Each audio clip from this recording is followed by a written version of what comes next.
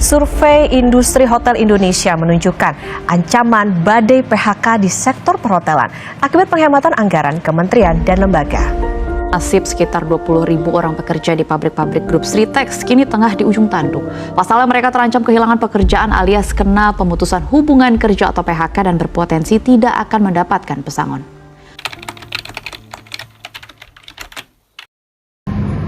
Halo semuanya, selamat datang di Podhub, podcast hubungan industrial.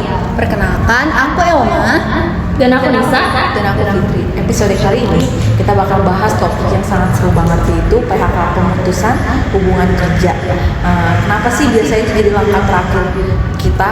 Nah, sebelum itu teman-teman, aku habis baca berita tentang PT Sritex yang dia tuh kena pilot, dililit utang sampai PHK besar-besaran dan gulung tikar. Oh iya Pit, aku juga pernah baca loh berita itu. PHK tuh nggak cuma jadi isu yang sensitif ya, bisa bikin panas antara pengusaha sama si pekerjanya itu. Makanya kita harus pahamin bareng-bareng mengenai PHK. Tapi yang kalian tahu tentang PHK itu apa sih sebenarnya? Nah, jadi secara sederhana PHK itu adalah berakhirnya hubungan kerja antara perusahaan dan karyawan. Nah, alasannya juga bisa macam-macam sih. Ada yang kondisi ekonomi perusahaannya sampai pelanggaran yang dilakukan oleh karyawan itu sendiri. Tapi nih ya, menurut aku penting banget buat dicatat, PHK itu nggak bisa dilakukan secara asal-asalan. Kalau nggak salah ada proses atau prosedur yang harus diikutin. Bener banget Pit, kalau nggak salah ya, setahu aku langkah pertama untuk melakukan PHK itu harus ada perundingan dulu atau ada diskusi antara si pekerja sama si pengusahanya.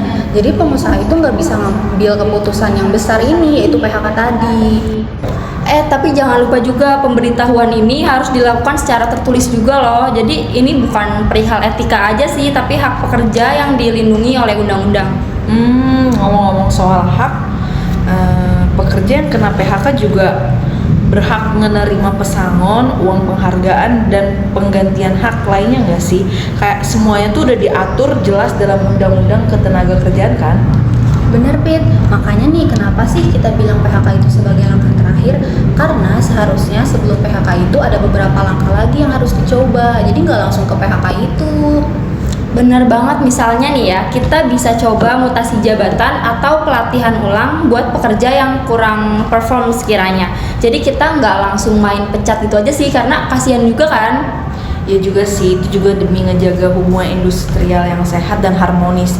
Soalnya kalau PHK dilakukan asal-asalan, efeknya bisa jadi buat dua-duanya gitu loh. Bener Pit, nah karena tadi kan kita udah bahas ya mengenai pengertian PHK. Di sini aku pengen tahu sih dampak negatif kalau misalnya PHK itu dilakuin sembarangan. Kalau menurut Nisa gimana kira-kira? Nah, yang aku tahu nih, salah satu dampaknya ya, kepercayaan pekerja ke perusahaan ini bisa runtuh. Nah, kalau karyawan ngerasa diberhentiin tanpa alasan yang jelas, mereka juga pasti jadi was-was dan pastinya nggak nyaman sih buat kerja juga. Bener banget Elma yang dibilang Nisa itu. Dan itu juga ngaruh ke produktivitas karyawan yang stres atau takut dipecat, bisa jadi kayak males kerja gitu loh. Jadi kayak bikin suasana kerja jadi nggak seru dan nggak enak gitu. Bener banget loh Pit, belum lagi urusan hukum. Makanya kalau misalnya sebuah perusahaan asal PHK aja itu bisa digugat loh. Nah, makanya penting banget buat pengusaha ini bersikap adil, terbuka, dan juga transparan. Jadi bukan cuma biar aman secara hukum sih, tapi juga biar tetap dipandang baik di mata publik juga. Buat teman-teman pendengar setia Podhub, intinya sih kalian wajib memahami hak dan kewajiban kalian sebagai pekerja atau pengusaha. Itu kunci untuk lingkungan kerja yang sehat. Jangan mudah menyerah, semangat. Nah, dan jangan lupa dengan kekuatan komunikasi. Biasanya karena kurangnya komunikasi, masalah kecil itu bisa jadi besar loh. Nah, bener banget Elma, dengan komunikasi yang terbuka juga banyak konflik yang bisa diselesaikan tanpa harus kita langsung ke PHK itu aja.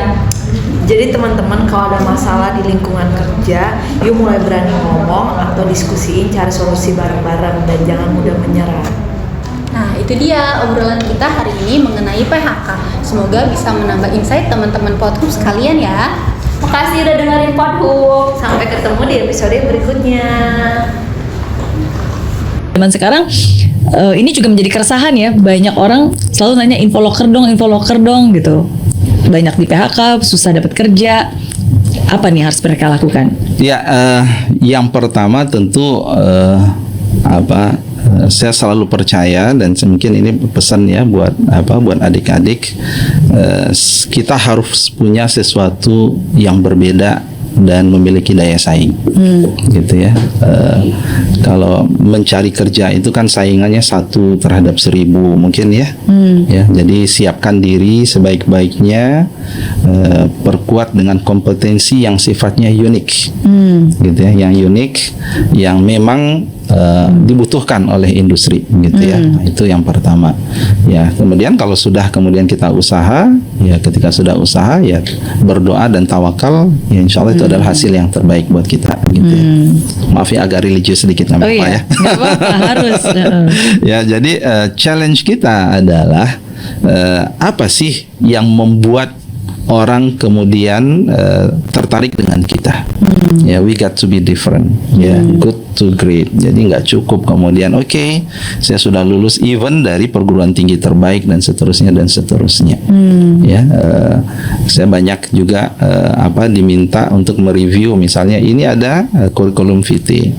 Saya challenge itu. Oke, dalam setengah detik bagaimana caranya kurikulum VT ini orang membaca ini, oh ini bagus ini. Nah, ya apa istilahnya ya, kalau dalam presentasi itu kan ada 3 menit pitching ya, atau 5 menit atau apa. Ini kalau CV itu bayangkan CV itu numpuk, ya sekian banyak, orang melihatnya cuma sekilas, ini enggak.